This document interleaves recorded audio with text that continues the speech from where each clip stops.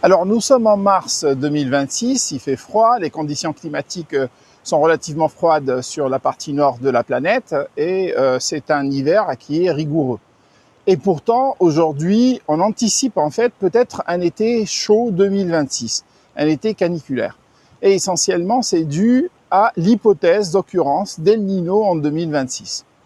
De quoi il s'agit? En fait, El Niño, c'est quelque chose que tout le monde entend, mais il y a beaucoup de confusion dans le langage d'aujourd'hui. Entre les phénomènes climatiques, les phénomènes météorologiques et les phénomènes en fait de flux d'air qui circulent au niveau de la haute atmosphère.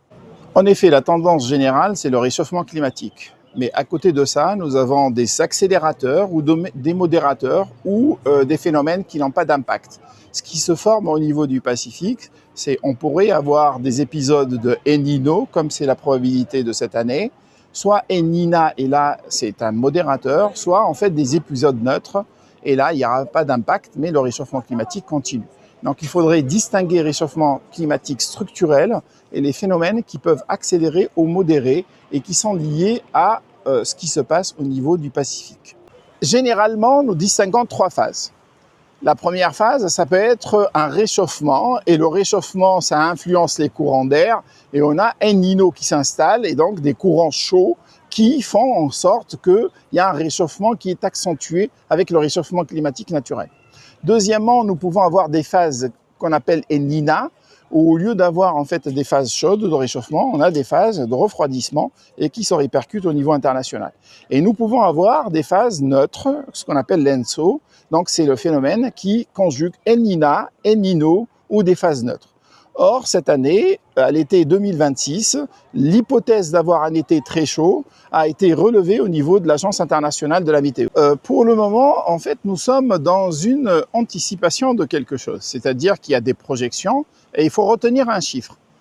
Actuellement, ce sont des probabilités, c'est-à-dire que l'Agence internationale de la météorologie, elle a estimé qu'au départ, jusqu'à aujourd'hui, 60% de chances que ce que nous allons avoir cet été, c'est ce qu'on appelle des périodes neutres. En fait, il n'y aura pas de Niña, pas de Niño. Mais cette probabilité a été révisée et modifiée pour qu'à la fin de l'été, voire au milieu de l'été, justement, on est passé à 40-50% de probabilité que El Niño s'installe. Si on regarde d'autres agences, notamment la NOAA, en fait, c'est une autre agence qui mesure les phénomènes météorologiques. Elle a relevé jusqu'à 60% la probabilité que cet été, nous allons avoir El Niño. Donc, ce que vous voyez, c'est que les projections qui étaient d'un été relativement normal sont en train de changer pour qu'elles deviennent des probabilités que El Niño s'installe durant notamment la deuxième partie de l'été.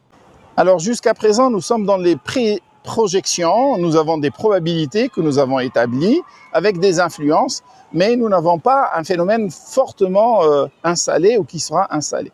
Donc nous sommes dans des projections qui peuvent impacter également les projections économiques. En effet, parce que si l'on constate un réchauffement plus élevé que d'habitude cet été, ça aura des répercussions sur l'agriculture, ça aura des répercussions sur la gestion de l'eau, ça aura des répercussions sur l'adaptation au niveau international. Et donc c'est là où la mécanique touche la sphère économique, parce que déjà les marchés économiques travaillent et anticipent en fait les prix en fonction de ces conditions climatiques. Pour les matières premières, on a déjà relevé le prix de certaines matières premières en anticipation d'El Niño avec une hypothèse et une probabilité qui est en train d'augmenter.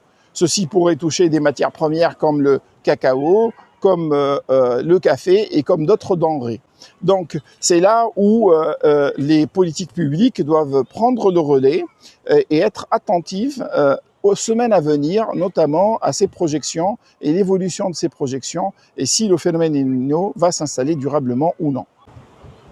Pour conclure, il ne faut pas céder à la panique. El Niño n'est pas installé ici. Ce sont des projections et des probabilités d'occurrence d'El Niño cet été.